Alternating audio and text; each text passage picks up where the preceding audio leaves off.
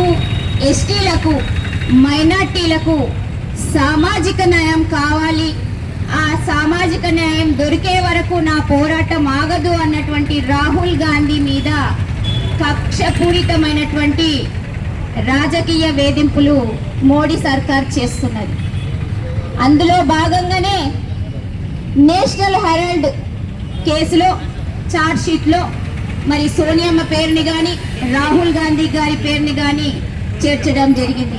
దానికి నిరసనగానే ఈరోజు అఖిల భారత మహిళా కాంగ్రెస్ అధ్యక్షురాలు అల్కా లంబా గారి ఆదేశానుసారం రాష్ట్ర మహిళా కాంగ్రెస్ అధ్యక్షురాలు శ్రీమతి సునీతారావు గారి పిలుపు మేరకు భద్రాద్రి కొత్తగూడెం జిల్లాలో ఉన్నటువంటి మహిళా కాంగ్రెస్ నాయకురాళ్ళందరూ కూడా, కార్యకర్తలు, నాయకురాళ్ళు కదలి వచ్చినటువంటి కనకదుర్గల్లాగా ఈరోజు నల్ల దుస్తులు ధరించి నిరసన కార్యక్రమాన్ని జయప్రదం చేసినటువంటి ప్రతి ఒక్క సోదరి మనకి నా ధన్యవాదాలు తెలియజేస్తున్నాను.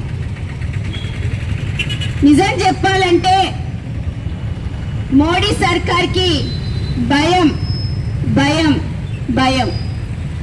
రాహుల్ గాంధీ గారంటే భయం.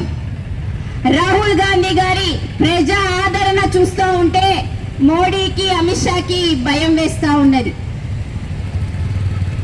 ఈవీఎంలు మార్చాలి, బ్యాలెట్ పేపర్ని తీసుకురావాలి అని ప్లీనరీలో ఏఐసిసి నిర్ణయాన్ని చూసేసరికి మోడీ సర్కార్కి వెన్నులో వణుకు పుట్టింది.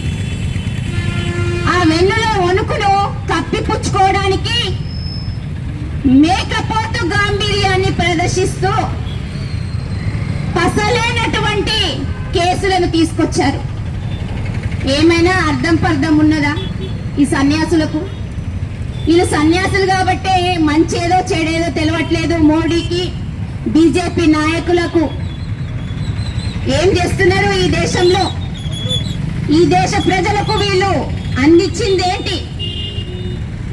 దేశంలో నిరుద్యోగం తాండవిస్తుంది. దానికోసం అడిగినందుకు అక్రమ కేసులు పెట్టారు రాహుల్ గాంధీ పైన. మితిమీరినటువంటి ధరలు పెరిగినందుకు, ప్రశ్నించినందుకు అక్రమ కేసులు పెట్టారు. తగ్గినటువంటి రూపాయి విలువ ప్రశ్నించినందుకు రాహుల్ గాంధీ పైన, సోనియా గాంధీ పైన అక్రమ కేసులు పెట్టారు. ఇవన్నీ అడిగేసరికి వాళ్ళకు భయం పుట్టుకుంది. కేసులు పెడతారంట. వీళ్ళు మాత్రం ప్రజాధనాన్ని, మన దేశ సంపదను మాత్రం అమ్ముక తింటారంట. అంబానీకి, అదానికి కొమ్ము కాస్తారంట. అది ప్రశ్నించినటువంటి రాహుల్ గాంధీ, సోనియా గాంధీ మీద అర్థం పర్థం లేనటువంటి కేసులు పెడతారంట. ఇది దేశ ప్రజలందరూ తెలుసుకోవాల్సినటువంటి విషయం. ఏం కేసులు పెట్టారు? దానికి ఏమైనా వీళ్ళ దగ్గర సాక్ష్యాధారాలు ఉన్నాయా? ఈ దేశ ప్రజలకు మీరు చూపించాలి కదా.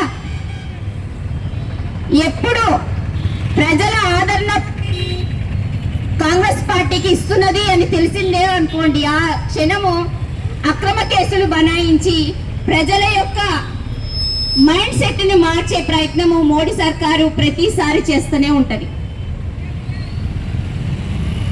ఇవన్నీ చూసి పాపం భయం పెట్టుకునే ఈ నేషనల్ హెరాల్డ్ కేసుని చార్జ్ షీట్ లో సోనియా గాంధీ గారి పేరుని, రాహుల్ గాంధీ పేరుని చేర్చడం జరిగింది. అసలు కాంగ్రెస్ పార్టీ పత్రికనే కదా నేషనల్ హెరాల్డ్. మా పత్రికకు మేము చందాలు ఇస్తే మా పైన మనీ లాండరింగ్ కేసు పెడతారా?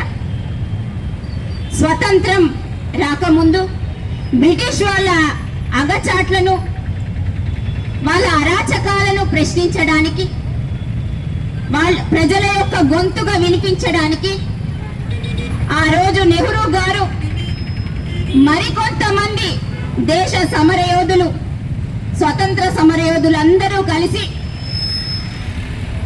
ఈ నేషనల్ హెరాల్డ్ పత్రికను నెలకొల్పారు. ఈరోజు దానిపైన ఏదో అవినీతి జరిగిందంట, వీళ్ళకి తెలిసిందని. పత్రికలో పనిచేస్తున్నటువంటి జర్నలిస్టులకు కానివ్వండి, కరెంటు బిల్లులకు కానివ్వండి, చందాలు వసూలు చేసి కడితే మనీ లాండరింగ్ కేసు పెట్టారు. ఇది న్యాయమా? పెట్టవచ్చా?